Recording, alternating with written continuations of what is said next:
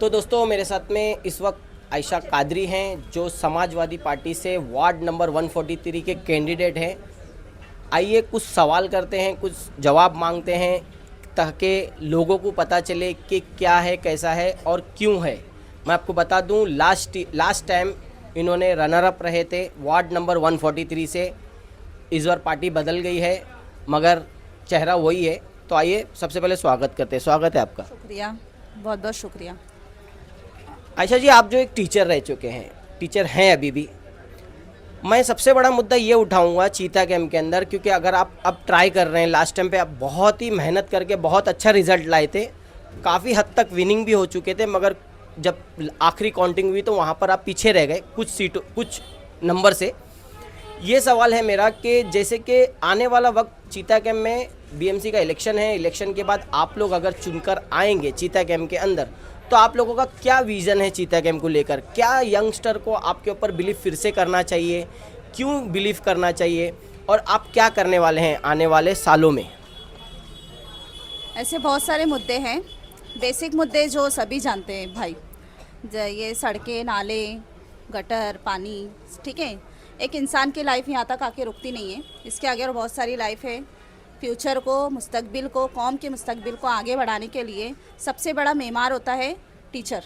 उसके बाद में टीचर जो है वो क्या करती है, सबसे पहले अपने एजुकेशन के ऊपर सबसे ज़्यादा फोकस करती है। एक टीचर के लिए सबसे ज़्यादा चीज़ इम्पोर्टेंट ये रखती है कि उसकी क्लास का हर बच्चा, जिसके अंदर कुछ ना कुछ सलाहियत होती है। कुछ बच्चे भले ही पढ़ने में ज़्यादा शार्प माइंड ना हो, लेकिन वो दूसरी सलाहियतें रखते हैं। तो ऐसी बहुत सारी सलाहियतों को निकालने के लिए एक टीचर जो है बहुत ज़्यादा करती है, बच्चों पर मेहनत करती है। और इसी तरीके से मैं एजुकेशन को लेकर बहुत सारी चीज़ें हमने सोच रखी हैं कि हमें स्कूलों के ज़रिए से, ट्यूशन क्लासेस के ज़रिए से बच्चों के मुस्तकबिल को बनाने के लिए हमने कुछ सोचा है। और इंशाल्लाह अगर हम जीत कर आ जाते हैं तो हम उन मुद्दों पर पूरी तरीके से काम करेंगे। हॉस्पिटल है जहाँ पर बीएमसी हॉस्पिटल को अगर हम देखें तो वहाँ पे जो है तो डिलीवरी डॉक्टर्स अवेलेबल नहीं होते हैं। तो ये सारी परेशानियाँ किसको उठानी पड़ती है? आधी रात को भी अगर कोई पेशेंट जाता है तो उसे सीधा साइन या फिर अपना ये हॉस्पिटल भेज दिया जाता है, शताब्दी हॉस्पिटल में। तो इस तरीके के ये सारी चीज़ें नहीं होनी चाहिए। हमारे यहाँ एम्बुलेंस नहीं है, एम्बुलेंस एक है लेकिन वो इतनी हर जगह अवेलेबल नहीं रहती है। अगर एट अ टाइम अगर 1 से 2 पेशेंट को लगे तो इंसान कहाँ भागे, किधर भागे और किसको बुलाए? और दूसरी बात यह है कि मार्केट, हमारे पास मार्केट एक अच्छा नहीं है। सड़कें, तो सड़कों का हाल तो बच्चा बच्चा जानता है, चीता कैंप की सड़कों का हाल क्या है, और बहुत सारी चीज़ें। मैं आपसे एक सवाल करना चाहूँगा, क्योंकि आप टीचर हैं तो मेरा सवाल करना बनता है।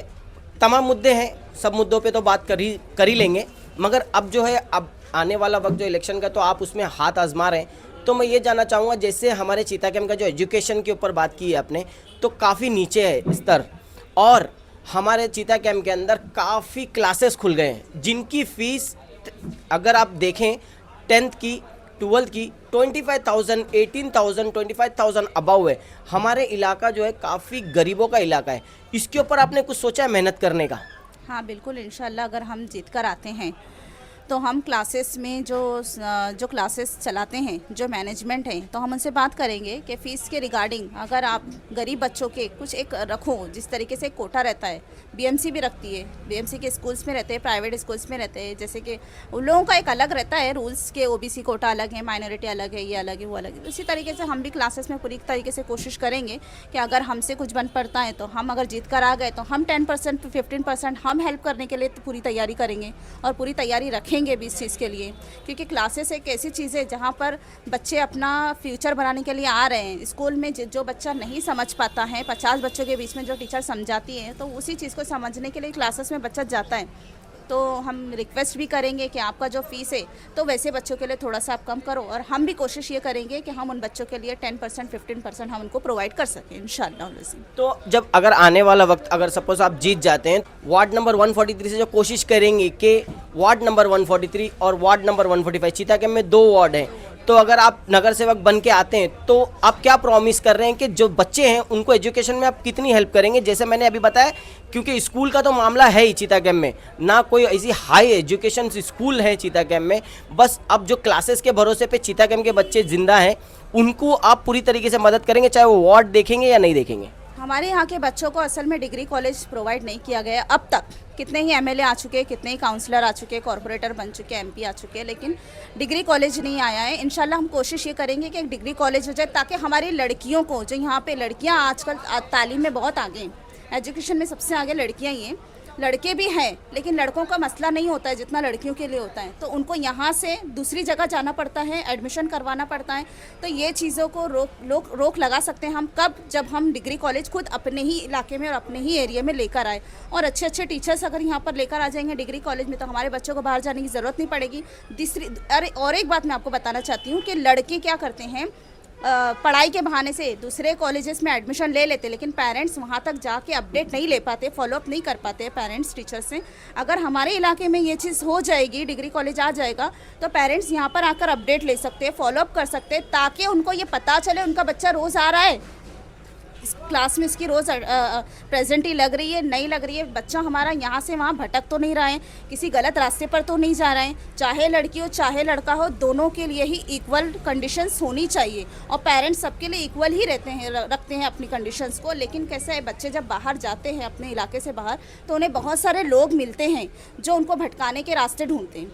तो वो चीज़ें नहीं होना चाहिए, इसीलिए हम पूरी कोशिश करेंगे कि इंशाल्लाह अपने पास एक डिग्री कॉलेज आ जाए अपने इलाके में, तो अपने इलाके के बच्चे दूसरी जगह ना जाए और अपने ही इलाके से उनको पूरी तालीम मिल सके।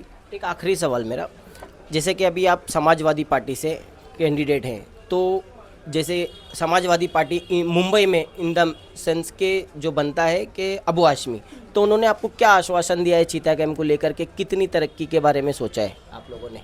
जितनी बार भी हमने अबू आसिम सर को, यूसुफ अबरानी सर को यहाँ पर बुलाया, उन्होंने जब भी यहाँ के हालातों को देखा है, तो यहाँ के हालातों को देख के ही पहले तो वो अफसोस करते हैं कि क्यों आज भी चीता कैम्प 40 साल बाद भी वैसा ही है, इसकी कोई कंडीशन आज तक सुधरी नहीं है। तो इसे सुधारने के लिए अबू आसिम सर ने पूरा सोर्स बोला है हमको कि मैं ऊपर तक सोर्स लगाऊंगा, अगर मुझसे नहीं बन पड़ेगा तो अखिलेश यादव जी जिससे भी वो करवा सकते हैं, सब चीज़ पूरा ऊपर तक सोर्स लगा के वो यहाँ के सारे मामलात को ठीक करेंगे, सारे हालातों को ठीक करेंगे, और यहाँ के जो बेरोज़गार है उनको लिए रोज़गार भी फराहम करेंगे। और जो भी मैंने आपको एजुकेशन से रिलेटेड जितनी भी बातें बताई हैं, वो सारी चीज़ें हमने उनके साथ डिस्कस की है। इंशाल्लाह वो उसके ऊपर भी पूरी तरीके से काम करने की पूरा उन्होंने हमसे प्रॉमिस किया है कि वो सब करेंगे। शुक्रिया दोस्तों। मैं बता दूं, आयशा कादरी जो है एक टीचर हैं, स्कूल में पढ़ाते हैं, तो इसीलिए ज़्यादा जो सवाल थे मेरे एजुकेशन के ऊपर थे, क्योंकि हमारा जो चीता कैम्प है उसके अंदर जो एजुकेशन की जो ग्राफ से काफ़ी डाउन है, तो इसीलिए मैंने एक, जैसे देखते हैं कि टीचर होना मतलब हमारे बच्चे पढ़ लिख के आगे बढ़ सकते हैं, तो इसीलिए इनसे यही सवाल थे। आप भी मुझे कमेंट्स में बताइए कि और अगर इनसे कुछ पूछना है हमें, तो हम ज़रूर इनसे फिर एक बार मिलेंगे, बात करेंगे, क्योंकि इलेक्शन चल रहा है तो फिर मिलना होगा। आप मुझे कमेंट्स में ज़रूर लिख के बताइए कि क्या उनसे पूछना चाहिए और आगे।